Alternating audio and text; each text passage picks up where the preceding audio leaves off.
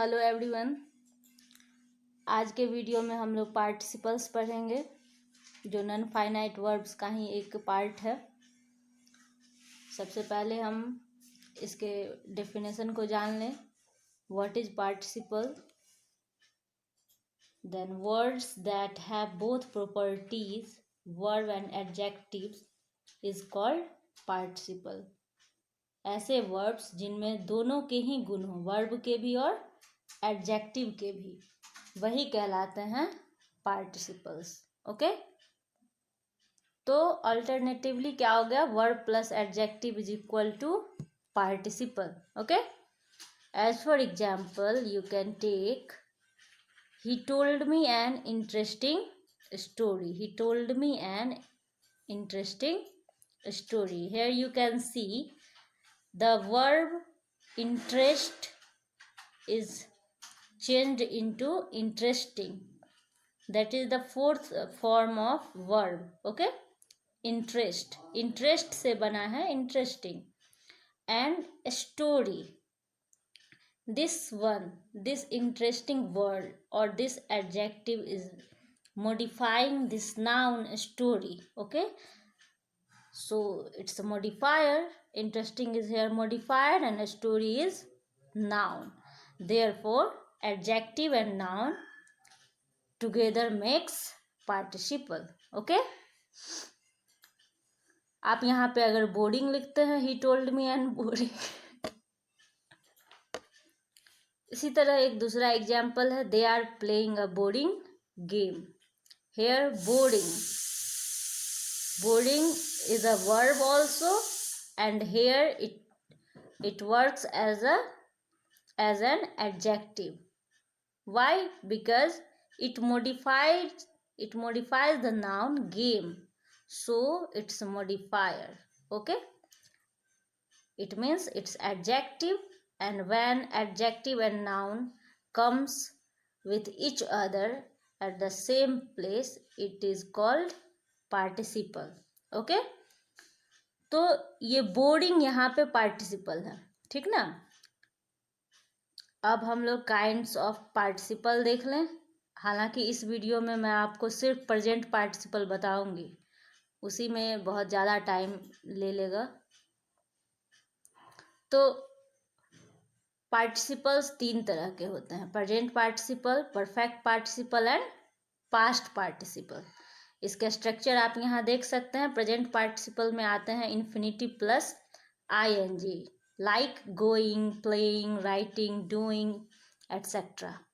इसी तरह perfect participle में आएगा having plus past participle. Past participles means the third form of verb. Okay, like having done, having completed, these are perfect participle.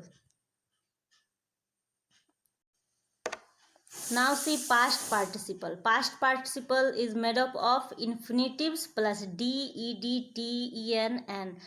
These suffix are showing that the verb become third form of verb. Okay, like tried, tried, threaten, etc.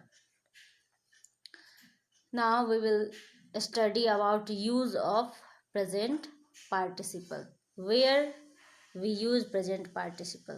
Okay, तो सबसे पहले बताना है कि present participle show क्या करता है। It shows that the work hasn't done yet. Present participle हम जब भी यूज करते हैं अपने सेंटेंस में, तो इसका यही मतलब होता है कि जो भी काम हो रहा है वो अभी तक पूरा नहीं हुआ है, वो चल ही रहा है। तो वहाँ पे ही, वैसे सेंटेंस में ही हम प्रेजेंट पार्टिसिपल का यूज करते हैं। And it is also use to make present continuous, past continuous and future continuous. यानी कि प्रेजेंट पार्टिसिपल मीन्स आप जान लें कि वर्ब प्लस VING को ही, वर्ब के फोर्थ फॉर्म को हम प्रेजेंट पार्टिसिपल कहते हैं, जिसका यूज प्रेजेंट कंटिन्यूअस टेंस के सेंटेंस को भी बनाने में होता है, वहीं पास्ट कंटिन्यूअस टेंस के सेंटेंस को भी बनाने में होता है, और फ्यूचर कंटिन्यूअस टेंस को भी बनाने में इसका यूज होता है। तो इस तरह से एक एक करके हम लोग सारे एग्जाम्पल्स के जरिए देखेंगे कि प्रेजेंट पार्टिसिपल्स का यूज किस किस तरह से किया जाता है। प्रेजेंट कंटिन्यूअस में तो सब्जेक्ट प्लस इज़आरएम प्लस V4 होता है। तो यहाँ पे V4 आपका प्रेजेंट पार्टिसिपल आ गया। जैसे कि एग्जाम्पल है he is reading, she is reading, Arun is writing, etcetera you can say. इसी तरह से पास्ट कंटिन्यूअस, तो पास्ट कंटिन्यूअस टेंस में फिर हो जाता है structure subject plus was verb plus V4। तो यहाँ भी हम देख सकते हैं प्रेजेंट पार्टिसिपल्स के यूज, है ना। अब फ्यूचर कंटिन्यूअस टेंस में क्या होता है, subject plus shall will plus be plus V4।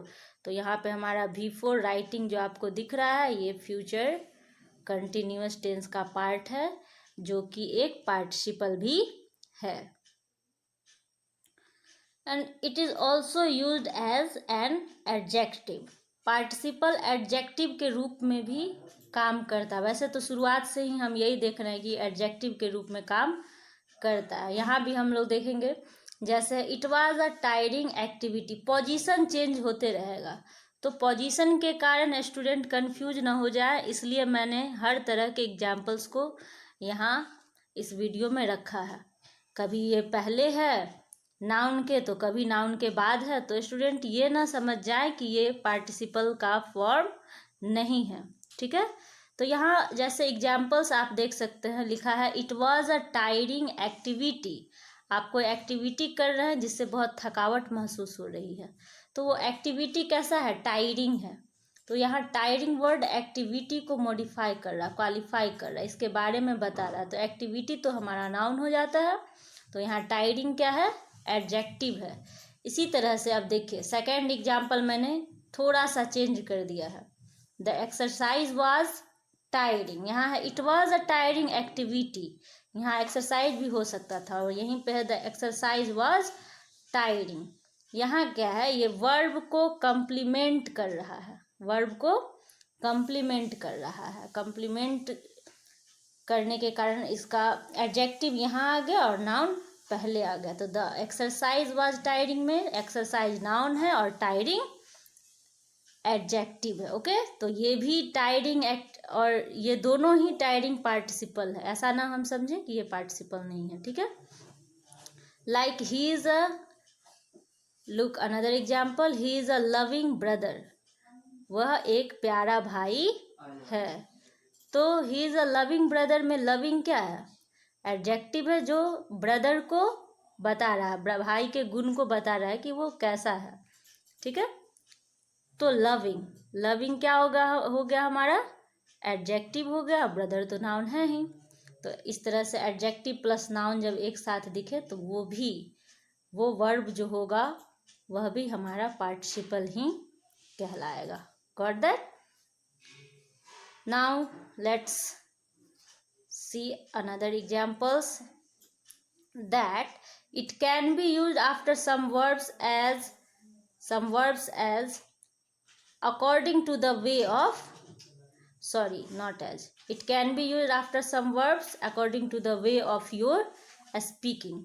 आप किस तरह से बोल रहे हैं, है ना, तो उसके हिसाब से भी देखा जाएगा कि कब किस तरह से पार्टिसिपल्स का यूज कर सकते हैं। जैसे कोई किसी काम में व्यस्त है तो she is busy packing, she is busy cooking, हम लोग ऐसे भी इसको बोल सकते हैं या लिख सकते हैं।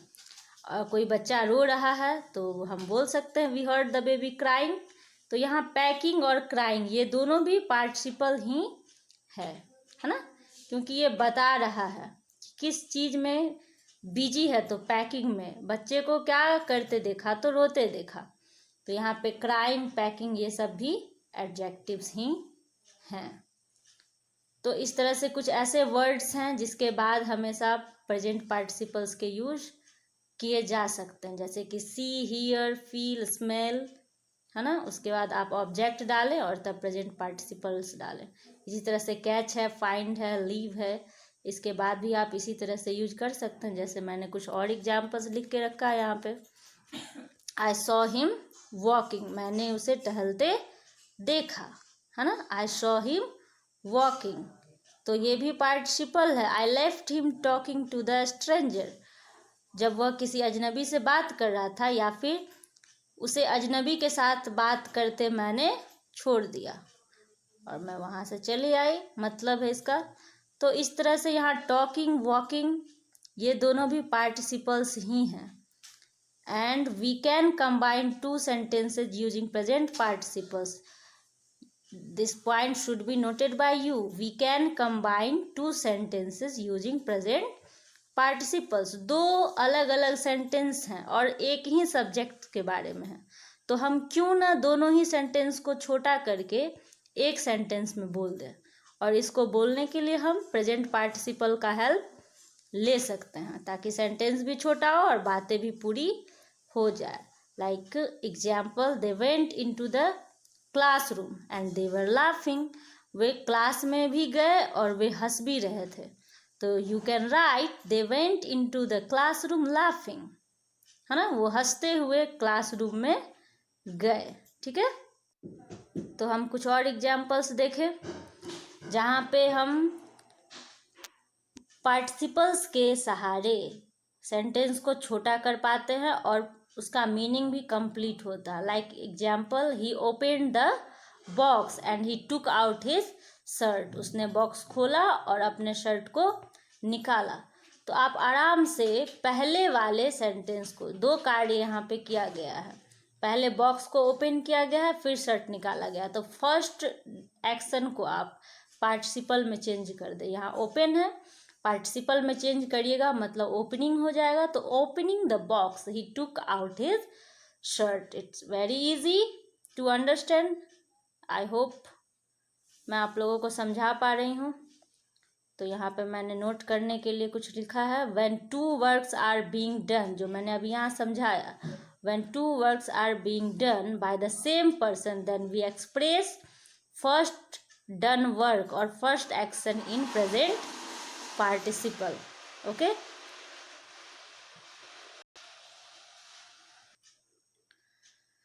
and we also use present participle in the place of subordinate clause. subordinate clause में क्या होता है कि that, whom, which, इन सब का यूज करके हम सेंटेंस को, दो लेंदी सेंटेंस को ऐड करते हैं, तो वहाँ पे हम सबऑर्डिनेट क्लॉज को इसके साथ रिप्लेस, पार्टिसिपल्स के साथ रिप्लेस कर सकते हैं। जैसे the book which is lying on the table is mine, वह बुक जो उस टेबल पे पड़ी हुई है वह मेरी है।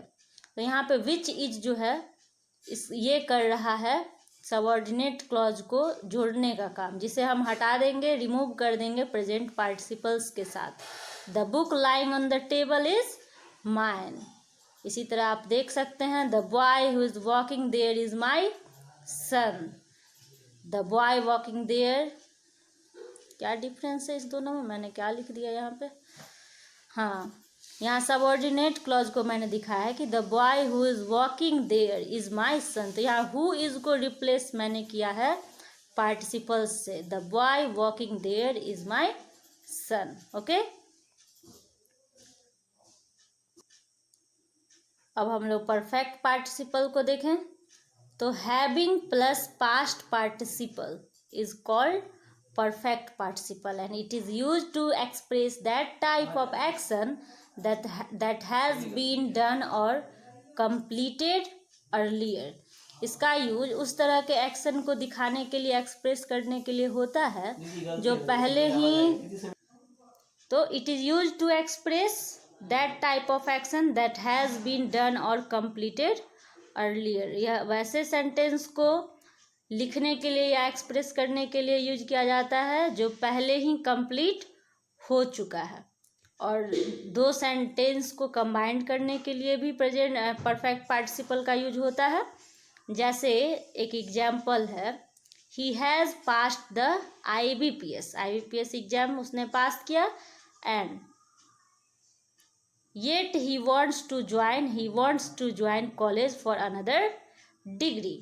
तो अब दो सेंटेंस है और सब्जेक्ट एक ही है और इसने इस काम के तुरंत बाद ये काम किया है। तो जब ऐसा सेंटेंस आपको दिखे कि एक काम के बाद तुरंत दूसरे वर्क के बारे में मेंशन हो, तो आप इसे परफेक्ट पार्टिसिपल्स के द्वारा रिप्लेस कर सकते हैं और आप इसे लिख सकते हैं having passed the IBPS। Having plus past participle मैंने ऊपर स्ट्रक्चर में यहाँ दिखाया, हैविंग प्लस पास्ट पार्टिसिपल, तो आप उसी तरह इसको रिप्लेस करेंगे। Having passed the IBPS he wants to join college for another degree, है ना। फिर कुछ एग्जाम्पल्स देखें। Having done his work he went to his home. Active voice में इस तरह से बनाते हैं, having done his work he went to his home. और अगर पैसिव वॉइस में आप इसी को लिखेंगे तो इसमें बीन ऐड करेंगे। Like example, having been expelled the boy left the classroom, ये पैसिव वॉइस में है।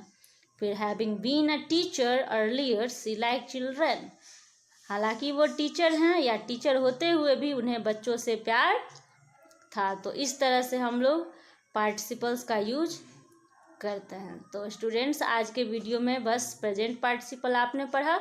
नेक्स्ट वीडियो में मैं आपको पार्टिसिपल्स के दोनों ही काइंड्स को बताऊंगी। Thank you so much for watching my video. Keep liking, keep sharing and don't forget to subscribe my channel.